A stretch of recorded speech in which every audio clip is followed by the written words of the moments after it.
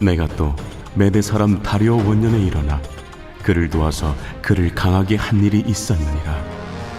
이제 내가 참된 것을 내게 보이리라. 보라, 바사에서 또 새 왕들이 일어날 것이요 그 후에 넷째는 그들보다 심히 부요할 것이며, 그가 그 부요함으로 강하여진 후에는 모든 사람을 충동하여 헬라 왕국을 칠 것이며, 장차 한 능력 있는 왕이 일어나서 큰 권세로 다스리며 자기 마음대로 행하리라. 그러나 그가 강성할 때 그의 나라가 갈라져 천하 사방에 나누일 것이나 그의 자손에게로 돌아가지도 아니할 것이요 또 자기가 주장하던 권세대로도 되지 아니하리니, 이는 그 나라가 뽑혀서 그 외에 다른 사람들에게로 돌아갈 것임이라. 남방의 왕은 강할 것이나 그 군주들 중 하나는 그보다 강하여 권세를 떨치리니 그의 권세가 심히 클 것이요 몇 해 후에 그들이 서로 단합하리니 곧 남방 왕의 딸이 북방 왕에게 가서 화친하리라. 그러나 그 공주의 힘이 쇠하고 그 왕은 서지도 못하며 권세가 없어질 뿐 아니라 그 공주와 그를 데리고 온 자와 그를 낳은 자와 그때 도와주던 자가 다 버림을 당하리라. 그러나 그 공주의 본 족속에게서 난 자 중에 한 사람이 왕위를 이어 권세를 받아 북방왕의 군대를 치러 와서 그의 성에 들어가서 그들을 쳐서 이기고 그 신들과 부어 만든 우상들과 은과 금의 아름다운 그릇들은 다 노략하여 애굽으로 가져갈 것이요 몇 해 동안은 그가 북방왕을 치지 아니하리라. 북방왕이 남방왕의 왕국으로 쳐들어갈 것이나 자기 본국으로 물러가리라. 그러나 그의 아들들이 전쟁을 준비하고 심히 많은 군대를 모아서 물이 넘침같이 나올 것이며, 그가 또 와서 남방왕의 견고한 성까지 칠 것이요 남방왕은 크게 노하여 나와서 북방왕과 싸울 것이라. 북방왕이 큰 무리를 일으킬 것이나 그 무리는 그의 손에 넘겨준 바 되리라. 그가 큰 무리를 사로잡은 후에 그의 마음이 스스로 높아져서 수만 명을 엎드러뜨릴 것이나 그 세력은 더하지 못할 것이요 북방왕은 돌아가서 다시 군대를 전보다 더 많이 준비하였다가 몇 대 곧 몇 해 후에 대군과 많은 물건을 거느리고 오리라. 그때 여러 사람이 일어나서 남방왕을 칠 것이요 내 백성 중에서도 포악한 자가 스스로 높아져서 환상을 이루려 할 것이나 그들이 도리어 걸려 넘어지리라.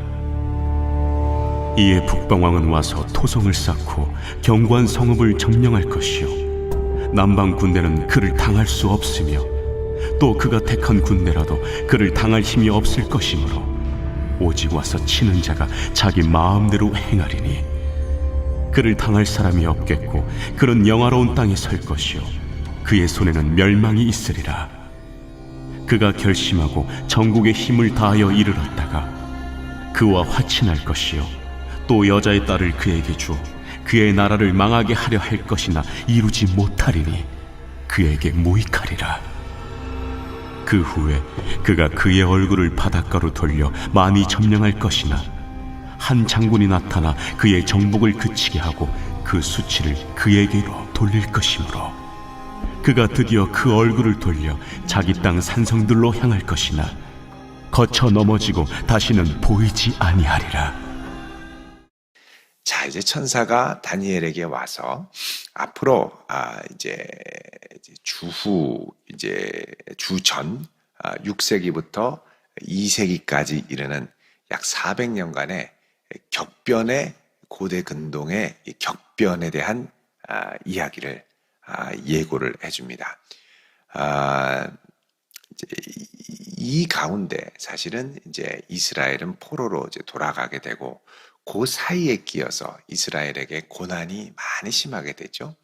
그러니까 이제 이 격변하는 제국, 이제 나중에 우리가 보겠습니다만 제일 아래쪽에 애굽과 저 위쪽에 시리아 제국의 이제 격변의 충돌이 일어나는데 항상 이 격변의 충돌에 지나가는 땅, 격변의 충돌의 현장에 있는 곳이 바로 이제 이스라엘, 팔레스타인 땅이었습니다.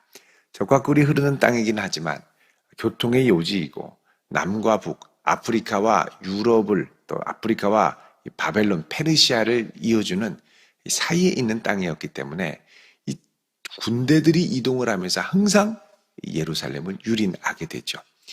자, 이 다니엘서에서 말씀하는 건 뭡니까? 이 격변하는 세상 제국 가운데 하나님의 나라만이 영원히 결국 서게 될 것이라는 겁니다.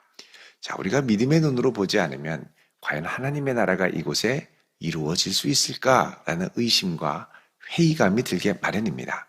그래서 우리는 하나님의 능력을 믿음의 눈으로 바라보며 그분의 나라가 이루어질 때까지 그분과 함께 동행하고 순종하며 나아가야 하는데, 우리 눈에 보이는 것이 너무나 희망이 없어 보이면 절망하게 되죠. 지금 하나님께서 보여주시는 것이 무엇입니까? 이런 엄청난 힘의 격동 가운데서 하나님의 나라는 준비되고 있으며 반드시 그분의 나라가 서고 그분의 뜻만이 설 것이라는 부분입니다. 그래서 많은 격변과 어려움 가운데 이 세상 제국의 힘이 세고 아무리 대단해 보여도 하나님의 나라만이 영원히 설 것이다라는 확신이 우리 가운데 있어야 할 줄로 믿습니다. 우리나라도 어떻게 보면 이런 사이에 있는 땅이죠. 그래서 이 고대 근동에 있는 학자들은 이 이스라엘의 이 고대 근동의 격변 가운데 한가운데 있다고 그래서 이 이스라엘 팔레스타인을 Between Land라는 말로 호칭을 했습니다. 호명을 했습니다. 이 Between Land라는 건 Between 그러면 사이에 있는 거죠. 열강 사이에 유충적으로 딱 교통의 요청지로 딱 끼어 있는 땅, 유럽과 또 페르시아와 그리고 아프리카를 이어주는 한가운데 있는 땅, 그래서 고난이 많은 땅입니다. 힘이 충돌할 때는 고난이 많은 땅이고 번성하고 부강할 때는 온 열방이 예루살렘으로 몰려드는 복이 있는 땅이 되겠죠. 그래서 하나님께 이스라엘 백성들이 어떻게 순종하고 서느냐에 따라 그들의 운명이 달라지게 됩니다. 자, 오늘 말씀 구체적으로 보면 이렇게 시작을 하죠. 내가 천사입니다. 천사가 메대 사람 다리오 원년에 일어나. 자, 메대 사람 다리오. 자, 다리오가 페르시아 메대 바사 제국의 왕이었는데 이 다리오가 메대 출신이라고 그러죠. 메대 사람 다리오 원년에 일어나 그를 도와서 그를 강하게 한 일이 있었다. 자, 하나님의 명을 받고 이 천사는 세상의 통치자들을 세우기도 하고 패하기도 합니다. 자, 이제 내가 잠든 것을 내게 보이리라 하면서, 자, 보라, 바사에서 페르시아입니다. 또 새 왕들이 일어날 것이요. 자, 이제 이 바사, 페르시아의 새 왕, 고레스 이후에 새 왕들이 일어날 것이고, 그 다음에 넷째 왕이 나오는데, 이 넷째 왕은 심히 부요할 것이고, 그가 부요함으로 강하여진 후에는 이 넷째 왕이 모든 사람을 충동하여 헬라 왕국을 친다. 자, 그 당시에 떠오르는 별이 헬라였습니다. 자, 그런데 이 헬라를 치려고 하는데 그때 한 능력 있는 왕이 일어나서 큰 권세로 다스리며 자기 마음대로 행하리라. 자, 능력 있는 한 왕이 누구냐? 바로 이 온 세상을 제패했던 알렉산더 대왕입니다. 이 알렉산더 대왕이 일어나서 온 세상을 정복하고 복속시키고 자기 발 아래 두었죠. 그러나 4절에 그가 강성할 때에, 한참 잘 나갈 때에 그의 나라가 갈라져 천하 사방에 나누일 것이다. 그래서 헬라 제국이 알렉산더 사후에 4분할됩니다. 그 밑에 장수들에게 나누어지게 되죠.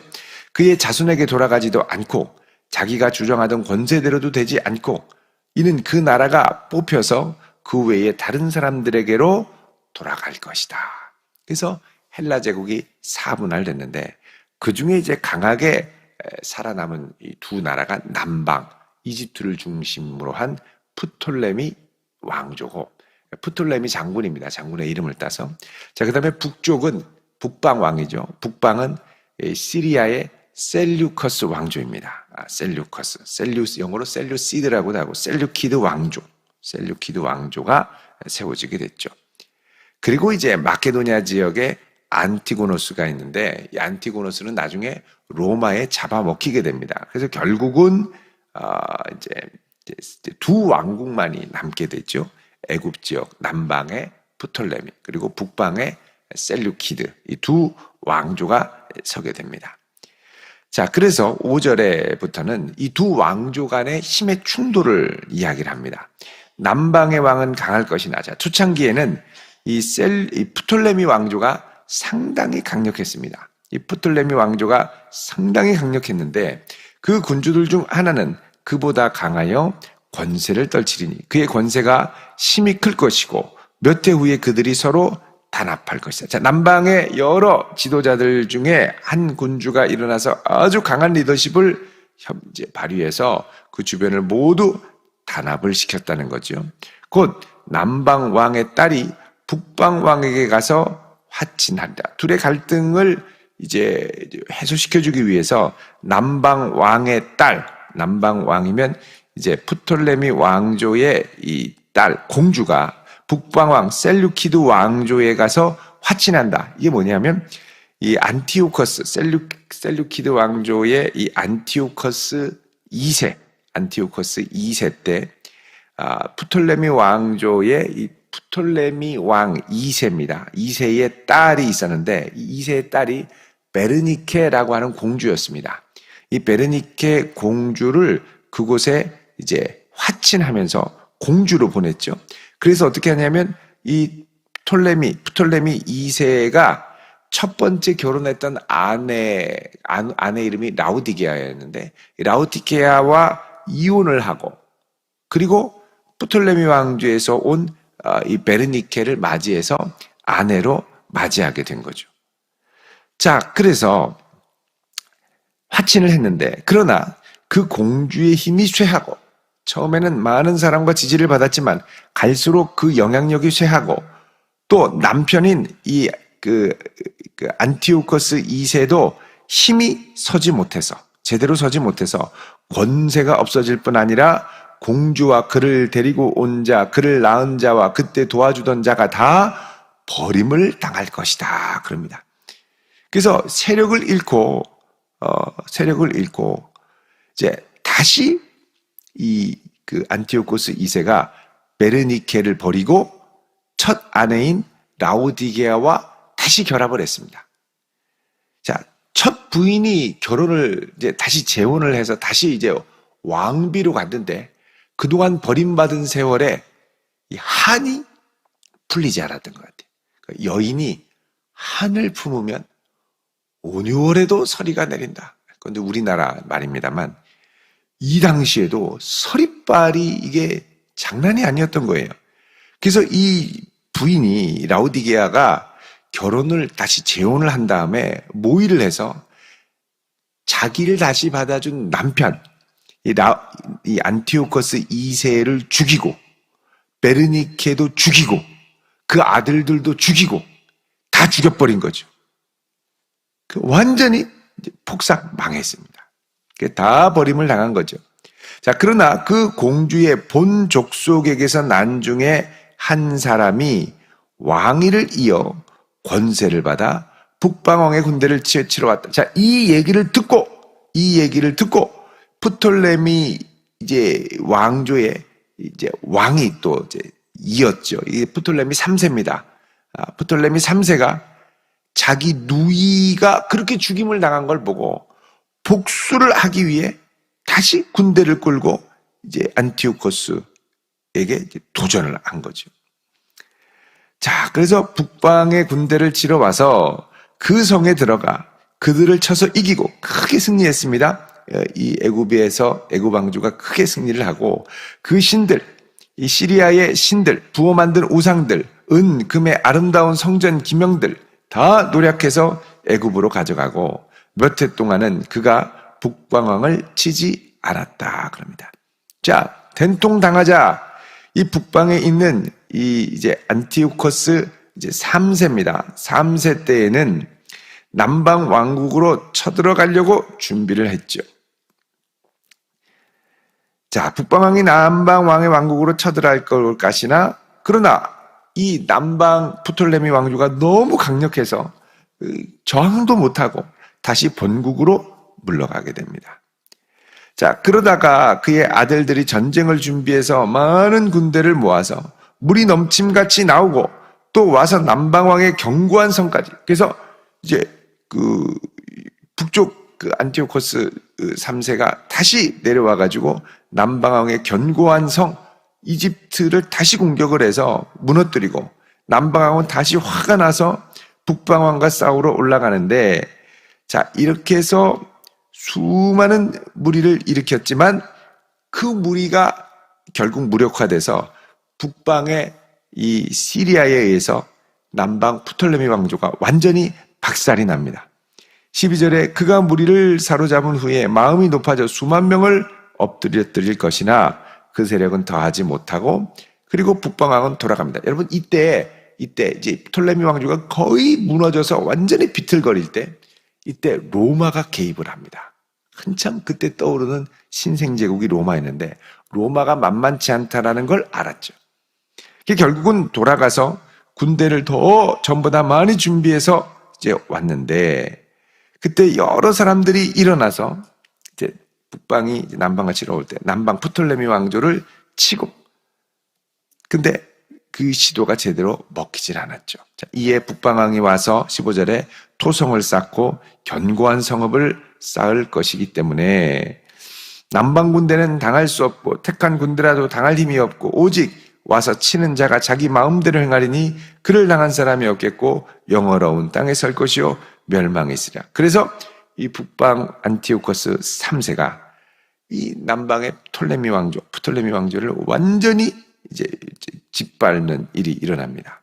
17절에 그가 결심하고 전국의 힘을 다하여 이르렀다가 그와 화친할 것이고 또 여자의 딸을 그에게 주어 나라를 망하게 하려 할 것이나 이루지 못하리니 무익하리라. 옛날처럼 다시 베르니케와 같은 공주를 보내서 거기를 어떻게 해보려고 하다가 실패하게 됐죠. 자, 그 후에 그가 그의 얼굴을 바다로 돌려 많이 점령할 것이나 한 장군이 나타나 그의 정복을 그치게 했다 그러죠. 그리고 수치를 그에게로 돌릴 것이므로, 자, 이때 이제 한 장군은 로마에서 나오는 한 장군입니다. 로마가 이걸 보고 다시 개입을 해서 이 셀루키드 왕조가 완전히 큰 패배를 하게 됐죠. 그래서 그가 그 얼굴을 돌려 자기 땅 산성들로 돌아가고 거쳐 넘어지고 다시는 보이지 않을 것이다. 그래서 로마가 들어와 가지고 완전히 무너뜨리고, 여러분 그때 17절에 그가 결심하고 전국의 힘을 다하여 화친하고 여자의 딸, 이 이집트 톨레미 왕조의 딸을 다시 북방의 셀루키드 왕조에 주려고 했을 때 이 여자의 딸이 누구냐 하면 클레오파트라였습니다. 클레오파트라. 그래서 결국은 어떻게 하려고 하다가 결국은 안 됐고 로마와의 전쟁에서 주전 190년에 패전을 하고, 그리고 엄청난 배상금을 로마로부터 부여받습니다. 그래서 이때 이 안티오코스 3세의 아들인 안티오코스 4세, 멸망에 가증한 것을 예루살렘 성전에 세웠던 안티오코스 4세가 이제 그 포로로 로마로 가게 되죠. 그래서 어릴 때 이 안티오코스 에피파네스 4세는 로마의 힘을 보고 또 헬라의 이 로마화가 되는 것이 얼마나 힘이 있고 또 거기에는 여러 우상들을 보고서는 그거를 갖고 자기 왕국에 이제 세우려고 하다가 결국은 이런 이 헬라화 정책을 이스라엘까지 펼치려고 했던 것이죠. 그래서 예루살렘 성전을 무너뜨리고 거기에 헬라화 작업, 그래서 이 제우스 신과 신상을 세우고 성전을 폐하고 멸망에 가증한 것들을 세우는 일들이 이렇게 해서 일어나게 됩니다. 결국 이제 그 아버지 안티오코스 3세는 아들을 빼앗기고 그 다음에 전쟁 배상금으로 아주 골머리를 앓고 전전긍긍하다가 주전 187년에 암살을 당하게 되죠. 자, 이런 거 보면 세상에 힘을 추구하며 권력을 추구하며 서로 강해지려고 난리를 치고 했던 이 세상의 모든 주권자들이 하나님의 손 아래 이제 결국 그 안에서 활동한 겁니다. 아무리 세 보여도 세월을 이기는 장사가 없고 아무리 강한 것 같더라도 다른 한순간 또다시 밀려서 패배하고 다시 밀고 올라가려고 내 뜻을 이루려고 했더니 이제 로마가 개입을 해서 또 방해를 하고, 그러니까 자기 뜻대로 무언가를 이루는 사람이 없었습니다. 물론 알렉산더 대왕이 온 세상을 통치했죠. 그러나 알렉산더 대왕은 그렇게 하고 얼마 되지 않아 곧바로 죽게 됩니다. 결국 이 세상의 절대적인 힘과 능력을 발휘할 수 있는 존재는 아무도 없다는 게 세월을 통해 결국은 입증되게 됩니다. 세월 이기는 장사 없죠. 영원하신 하나님 앞에 누가 감히 설 수 있겠습니까? 결국 하나님의 뜻대로, 하나님의 경륜대로 인간의 욕심과 야망을 누르고 하나님의 통치가 이어지고 그 가운데 영원한 하나님의 뜻만이 서고 그리고 하나님의 영원한 나라가 세워진다는 것을 다니엘에게 깨닫게 하는 것입니다. 이 하나님께서 오늘날 우리의 인생도 인도해 주시는 줄로 믿습니다. 이 하나님께서 우리의 인생을 붙드시고 또 환경 자체로 보면 열방에 둘러싸인 이스라엘이 여기에 부딪히고 저기에 찢기고 여러분 생각해 보시죠. 이 시리아와 이 프톨레미 왕제가 서로 공격하려고 올라갈 때 예루살렘 짓밟고 내려올 때 짓밟고 완전히 이 이스라엘은 뭐냐? 동네북 같은 나라가 되는 겁니다. 너무너무 힘들죠. 그래서 이 나라에게 짓밟히고 저 나라에게 짓밟히고 결국은 하나님만 의지하지 않고는 절대 여기에 붙었다가는 여기 힘이 강해질 땐 괜찮지만 저쪽에 힘이 강해지면 또 밀리고 그러니까 어떻게 할 수가 없는 거예요. 그러니까는 인간의 한계를 처절하게 경험할 수 있는 게 뭐냐? 역사의 패권 전쟁이라는 것입니다. 결국 하나님의 작정하심이 하나님의 시간에 맞추어 나타나게 되는 것이죠. 그래서 우리가 세월이 갈수록 더욱 의지할 분은 우리 주님밖에 없다는 것을 마음에 깊이 새기고 오늘 이 한날과 우리의 인생과 우리의 모든 길이 하나님의 손에 있습니다. 주님, 우리를 인도해 주십시오. 역사의 주권자 되시는 하나님께 의뢰하는 신앙을 갖고 날마다 담대히 믿음의 기도로 나아갈 수 있는 길을 주님의 이름으로 축원드립니다. 기도하겠습니다. 거룩하신 아버지 하나님, 우리의 인생을 붙드시고 우리 인생의 생사화복을 주관하시는 거룩하신 하나님께 저희들의 모든 것들을 내어드리며 나아갑니다. 거룩하신 하나님, 크신 은혜와 능력을 더하여 주옵소서. 오늘도 주님 앞에 나올 때 간절한 기도의 제목을 담아 예물을 드립니다. 이 기도의 제목을 들으사 주님이 응답하시고 속히 역사하여 주시옵소서. 예수님의 이름으로 축복하며 기도드립니다. 아멘.